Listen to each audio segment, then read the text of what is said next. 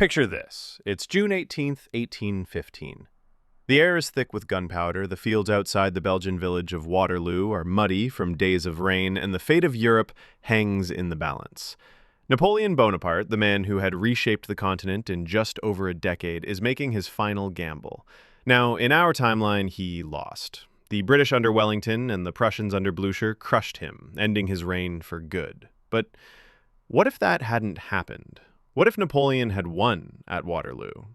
To explore this, we need to understand just how precarious the situation really was, and how close Napoleon came to turning history on its head. Waterloo wasn't some foregone conclusion.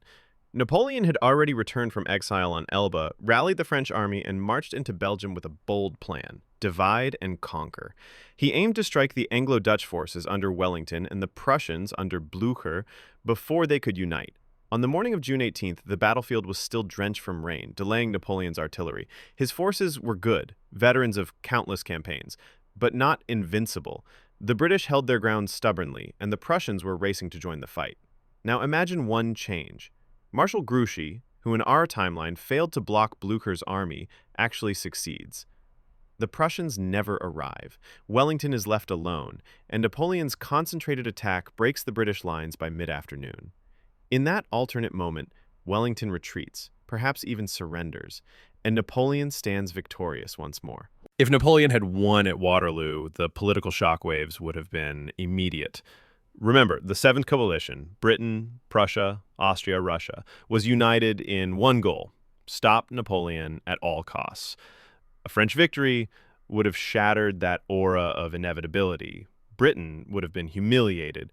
Prussia's army would have been isolated, and the coalition's unity might have cracked. Could Napoleon have marched on Brussels? Absolutely. With Wellington's forces broken, the road would be open. Brussels falling to French hands would have sent a message: the emperor is back, and he's not going anywhere. It's important to note, Napoleon, in 1815, was not the same man who had crowned himself emperor in 1804. He knew France was war-weary. He wasn't aiming for total continental domination anymore. His goal was survival, securing his throne and forcing a negotiated peace. After a victory at Waterloo, Napoleon would likely have sent diplomatic feelers to Britain and Austria, offering to maintain France's pre-1812 borders in exchange for recognition. Would they have accepted? That's complicated. Britain hated Napoleon, but endless war was expensive, and public pressure might have grown for a settlement. Let's talk Britain for a moment. Even if Napoleon won at Waterloo, Britain still had the Royal Navy, the most powerful in the world. They could blockade French ports, starve trade, and keep Napoleon contained. But land victories matter. The public in London would have been reeling from the defeat of their greatest general, the Duke of Wellington. Would Parliament have doubled down and sent another army? Possibly, but they have to rebuild, and that takes time. Napoleon might have used that breathing space to solidify his rule at home. Domestically, a victory would have been a massive boost for Napoleon's legitimacy. Remember, when he returned from Elba, not everyone in France was convinced he could succeed. Some monarchists still supported Louis XVIII, and many moderates feared more war. But a win over Britain and the Prussians would have silenced many critics. Napoleon could have reestablished the Napoleonic Code, continued his reforms in education and infrastructure, and reinforced his image as the leader who could protect France from foreign humiliation. Austria and Russia weren't at Waterloo, but they had armies marching toward France. A French victory could have forced them to reconsider. The Austrians had family ties to Napoleon. His wife, Marie-Louise, was the Austrian emperor's daughter. There might have been room for diplomacy there. Russia was farther away, slower to move, and war in the West might not have seemed worth the cost. Napoleon's ideal scenario would have been splitting the coalition, getting Austria to sign a separate peace, leaving Britain isolated on the continent. It's the big question. Even if Napoleon won at Waterloo, could he realistically have kept power for long? My take? Yes, for a while, but not forever. Europe's monarchies feared him too much. His very existence was a threat to their legitimacy. Even after a victory, the coalition would likely regroup and try again. The difference is that Napoleon might have bought years of peace, perhaps even ruling until a natural death instead of exile on St. Helena. In that world, France could have had a stable Napoleonic dynasty, passing power to his son, the so-called King of Rome. If Napoleon's rule continued into the 1820s or beyond, Europe's political map would look very different. The Congress of Vienna, which in our history restored monarchies and redrew borders, would have been rewritten. There would have been no Bourbon restoration in France, no sweeping return of conservative regimes in Italy, Spain, and Germany. Liberal and nationalist movements, which were suppressed after 1815, might have gained momentum under a French-led system. Germany might have remained a loose collection of states under French influence, delaying Prussian dominance.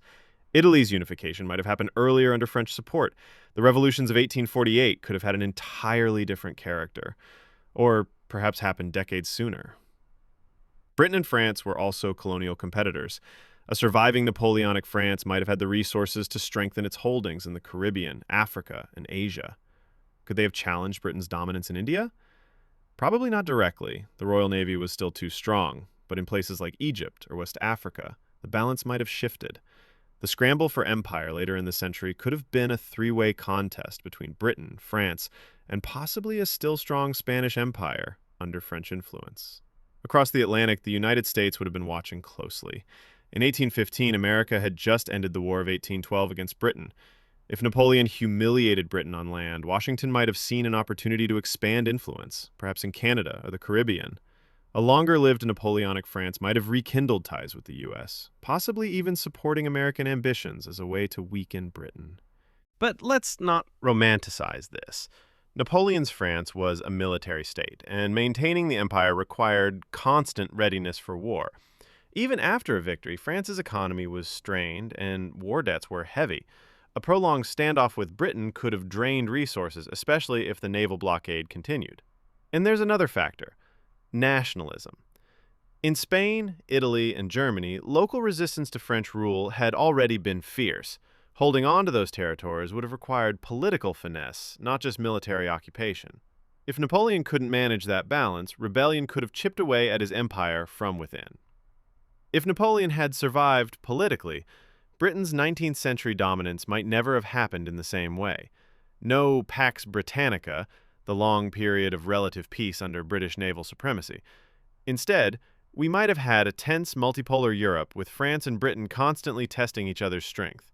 Industrialization would still have happened, but the centers of innovation might have been more spread out: Paris, Lyon, and Milan competing with London and Manchester.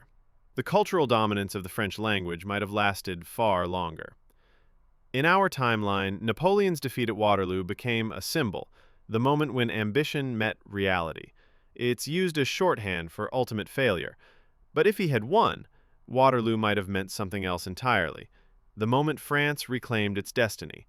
His legend, already massive, would have been untouchable. The Napoleonic Code, his military strategies, his centralized state, all of it would have been the model for other nations. So, could the 20th century look different? Absolutely. A France that remained dominant through the 19th century could have altered the alliances leading into World War I. Perhaps no German Empire, no unified Italy, and a Britain that never enjoyed unchallenged global dominance. Would that mean no world wars, or just different ones? That's harder to say. But a more balanced Europe might have delayed the kind of all-or-nothing conflicts that defined our modern era. In the end, Napoleon winning at Waterloo wouldn't have guaranteed a permanent empire, but it could have rewritten decades of history. It's one of those tantalizing moments where the fate of the world really did hinge on a single day, a few key decisions, and maybe a little bit of luck. If you enjoyed this dive into alternate history, make sure to subscribe to What If Archives for more scenarios like this. And let me know in the comments, what's your favorite what if from history? Maybe it'll be the next video.